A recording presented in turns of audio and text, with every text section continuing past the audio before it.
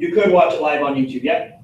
And then now, to get rid of the Star Wars screen, I'm going live, I click the down button, and now whatever's on my screen, you're gonna see, okay? And with the sound, if you have that plugged into your speakers, whatever I say will be broadcasted to his students, okay? And with the sound, so whenever it's broadcasting live, whoever's watching on YouTube, it's about 15 seconds behind, which is fine because they're not participating. If you're doing a co-teaching lesson, you're about 1 second behind, depending on your Wi-Fi. And that's perfectly fine as well. Now, when it's almost right next, when I'm co-teaching with a teacher right next to me, it doesn't work because I'm super loud, and it comes in like that. So I always have to do it with a teacher at least 2 doors down from me in order for it to work.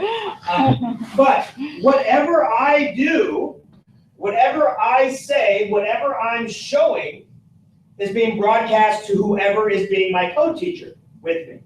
And as I'm talking, if Sean has an idea, like, I have a better way of explaining this. Sean would say, Mr. Marquez, can I interject for a second? I'd be like, yeah, sure. And then he would step in, and then my kids would hear what he has to say. And so you have this co-teaching, this feeding off each other, making an immersive lesson. Once again, I said this in the morning. Sometimes we go into our caves at 7 in the morning. All we do is talk to these kids, and we don't see an adult until like 5 at night. This way, you get that communication between teachers, and you get to hear another side, another way of explaining things that you may not have heard before. At our school, our principal's like, well, I want you to take a whole Monday off and sit in on teachers' classes and watch how they teach. And then I want you to write the things they did right and what they did wrong. I go, well, can't we just co-teach and then see how we teach with each other? And then we wouldn't have to get a sub for the day, and we'd save lots of money. And he says, I don't understand what you're saying.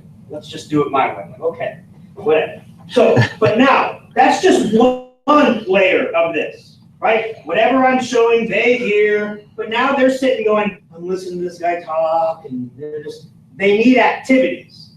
Yes? Is this not where you turned on the YouTube part? Yeah, at the very bottom, right, when I hit start broadcast, it's being recorded on YouTube.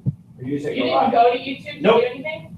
As soon as YouTube and Google are all. Yeah. So since you went to YouTube at the beginning. Correct. We set YouTube up. So as soon as you hit live broadcast, it loads it to your channel, and it does it live on your channel. And then when you're done, it creates the archive of the whole lesson on your channel. So you don't have to start a live event on YouTube.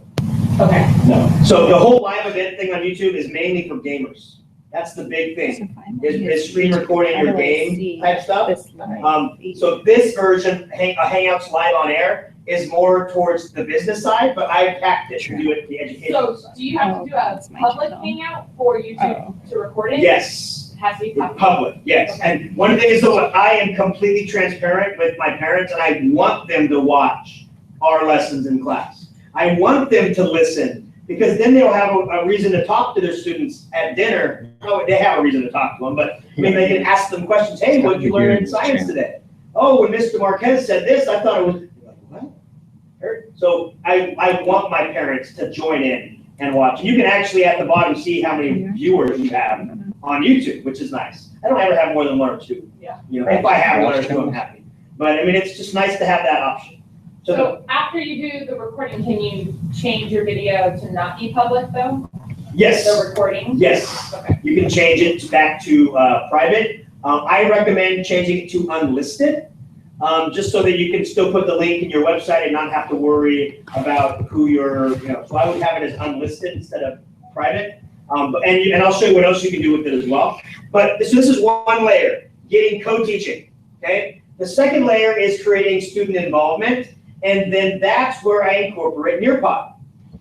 So this screen is being broadcast to Sean's students. I go, okay, class. What's that? And to the world. Yeah, and to the world. Yep. And I go, okay, class. How do you find it on YouTube? On my channel. I just pay attention to the name that you. Oh, yeah, so rOxnard PM. rOxnard PM, so Oh. I searched that on YouTube. There you A go. little live tag on. Rocks. So let's say that Sean and I's class, we're doing a mission on Mars, or a lesson on Mars. So I click live lesson. Oh, yeah, like now. Yep, there again. And Sean's students would see this. Yep. My students would see this. So they all log in to this. So now I have a Nearpod lesson presenting to 80 kids instead of my 40. And when I move forward, all their computers move forward. When I ask them a question on Nearpod, they all answer the question on Nearpod. When I ask them to draw their favorite inner planet, they're all drawing their favorite inner planet. Has anybody not seen Nearpod? Because if you haven't, that might be confusing. Okay, so the thing is, I can show all of their work. And when I select somebody's drawing, oh, I like this drawing. Everybody gets to see that drawing in all the classes. And so you actually do have activities along the way. So they're not sitting there just listening to me twiddling their thumbs. They are doing all of this. And they can ask me questions along the way. They will all use the hashtag Marquez Science and Twitter, and I can see everybody's question, no matter which classroom they're coming from. If they don't want to use Twitter, we can have a back channel open that they're in today's meet asking questions when one of the other teachers I'm co-teaching with can be the moderator of the back channel. And so you have all these different layers of getting all these students involved. And it's super exciting when you do it for the first time and it works. But that's with the person down the hall from you. What gets the hair standing up on the back of your neck is when you do this with somebody in another state and it works perfectly. I mean, think of it. Everybody loves mystery hangouts. But that's a real quick one and done. Yay, you're from Indiana. Bye. This is, yay, you're from Indiana. Now let's do a lesson together. Let's spend more time and actually reach content. And let's hear from your comments in Indiana versus our comments here in California. And it opens up like, wow, our classroom isn't just this wall worth of us. It's everybody. And other kids are learning about the same things that we are. And other kids are having the same problems that we are. And other kids, it opens it up to a community in this case. So the Google Hangouts on Air is just our medium to push it out. Nearpod is my medium to create involvement. The back channel is a way to create the voice of those who don't have a voice.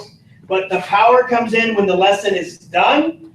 I come in, I come back to my window pane, I click